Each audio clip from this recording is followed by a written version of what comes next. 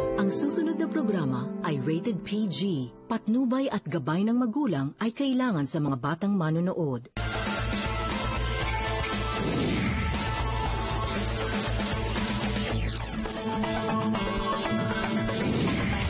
Ngayong gabi, ibabahagi namin ang kabilang mukha ng mga kwentong pinaputok at tumatak sa tutok tulpo. Huwag na huwag bibitiw dahil arangkada na. Di malilimutang kwento ng pagyaw bubuhayin. Ang mas malalalim na kwento tungkol sa mga pinakamalalagim na krimen na ganap sa ating paligid.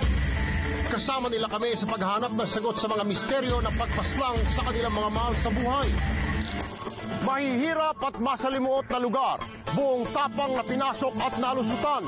After ma-air tong story na to, iba nga pumutok talaga siya.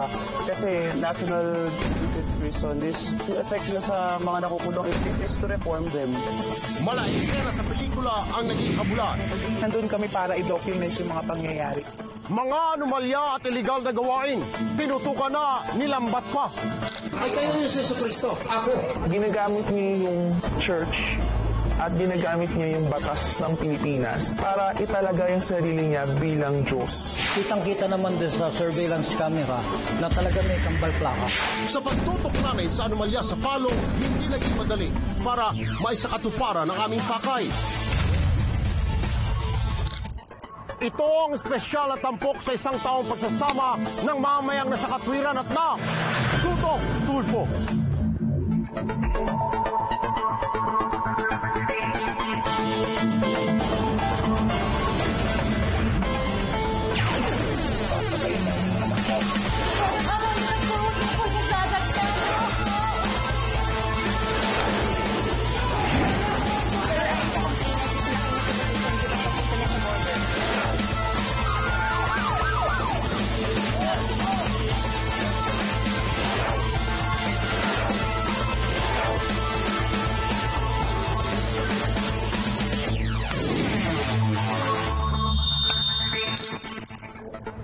Talamak na paggamit ng dinamita sa Leyte ngayong taon pinasabog. Matatamis na salita ng isang kulto, Panginoon ko, uso pa pala. Pati mga bus sa lansangan, akalain mong nanganak pala ng kambal. Nalinlang niyo man ang publiko. Pero ang tutok tulpo, di nyo naisahan. Sa pagpasok ng bagong taon, isang pagbabalik tanaw sa mga tinutukang anomalya ang handog ng tutok tulpo. Saklaw ang langit. Kaano-ano nito si Jesu Cristo? I am the Savior of poverty and lawlessness. Lupa at dagat. Ilang modus operandi ang muling pawaputukin. Hihimay-himayin ang mga eksena sa likod ng bawat pasabog.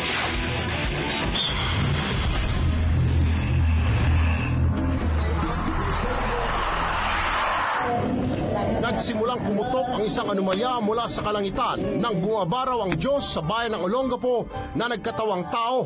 Yung tao naman yun, si Mang Salvador, ay mukhang may tama sa ulo. Ewan ko bakit napaniwala niya yung ilang mga kababayan natin at nauto-uto niya at nakinig sa kanya. Pero nung akong kausap na nito, tinanong ko ng derechahan, siya daw yung Diyos Ama o anak siya ng Diyos Ama. Ituwid yung mga maling bagay, yung paniniwala ng mga tao doon. Ayun nangyari. Paglabas ng tutok tulpo, paglabas namin doon, maraming sumama palabas. Sa bawat miyembro na sasali sa kanyang pinamumunuang The Voice of Global Solutions on Poverty Association Incorporated o VOGSOPAI, may 20,000 pisong membership fee. At ang umanib daw sa kanilang samahan, ang granding biyaya ang makakamtan. Ang 300 pesos, yun ang 1M, yung 600, yun ang 10 million. Sa pagkabisto sa kaso, ang lahat na ipinangako ng Panginoong Salvador, tuluyan ng naipako sa libog. How are you related to Mr. Salvador de Corazon? Salvador de Corazon. Just, kalahi niya, anak niya. Nakarolyo naman ang sumakit pa ng ulo namin sa Diyos ang Salvador. Pero di pinalagpas ng tutok tulpo na kalampagin ang inireklamo raw na animoy kulto. Ano siya, isa sa typical na estafa story.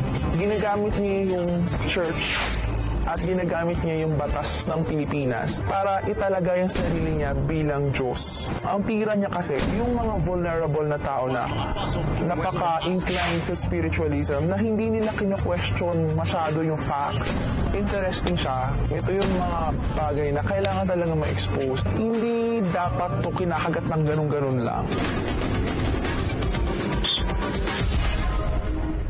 Araw-araw may mga nakatalagang magbantay sa kalsada.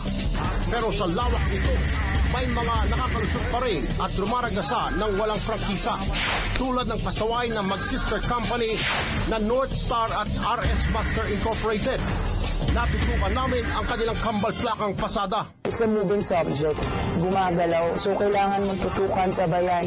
Kung kailangan mong ikutin yung circle, syempre kambal plaka, yung dalawa-dalawang plaka, kailangan sundan siya eh. Yun yung hirap doon sa paggawa na surveillance story kasi kailangan mo siyang tutukan. During the kambal plaka story, kailangan mabilis yung mata mo. Yung memory mo matalas.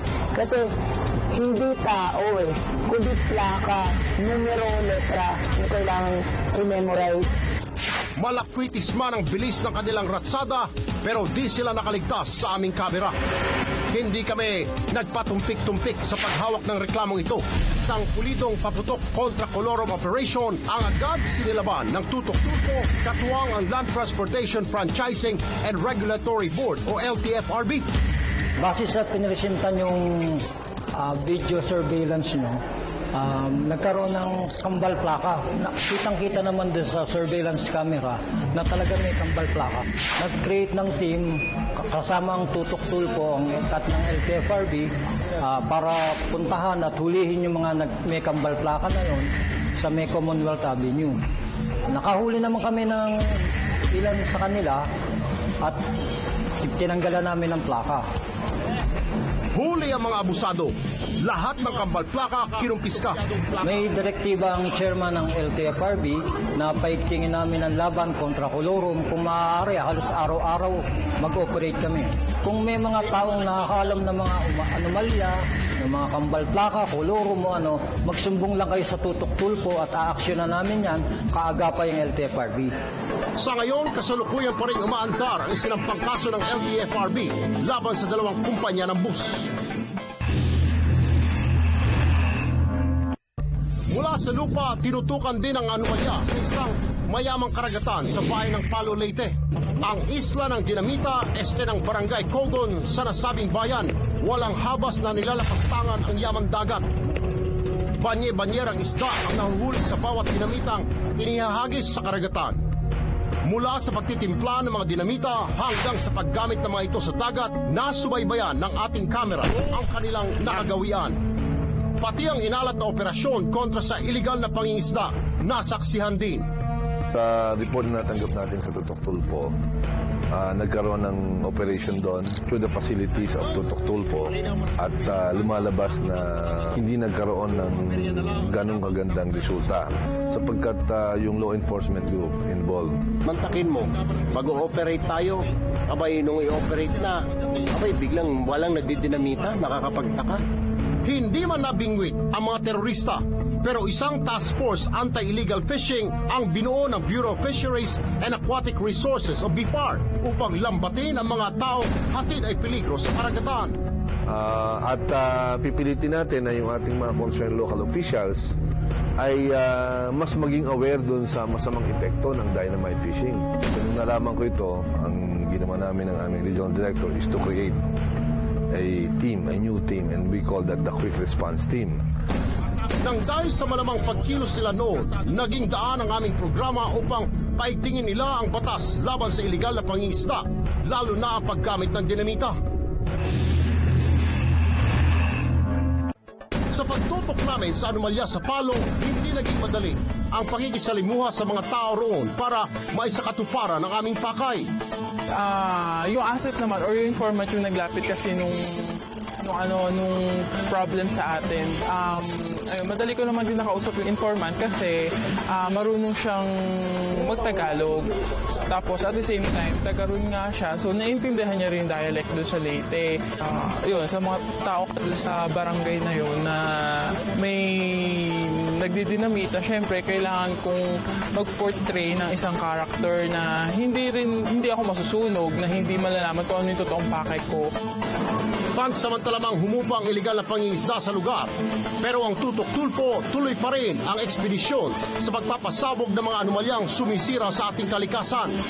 When it comes naman sa anomalya, talagang halatang halata na from the very start mahihirapan yung mga tao because of the fact na pati pala yung mga opisyal doon ng BFAR, Bureau of Fisheries and Aquatic Resources, pati mga pulis, kasabwat, alam na nila yung operasyon doon. Bawat istorya binubusisi, bawat detalye hinihimay, at bawat bahagi ng nakakalap na katotohanan isinisiwalat. Bagamat mahirap ang pinagdadaanan ng aming grupo sa pagbuo ng mga istorya, asahang lalo pang palalakasin ang aming pagtutok sa mga kasong nangangailangan ng agarang aksyon. Tutukan, barkong kargado ng reklamo at closed door meeting ng mga opisyal, pinasok ng Tutok Tulfo.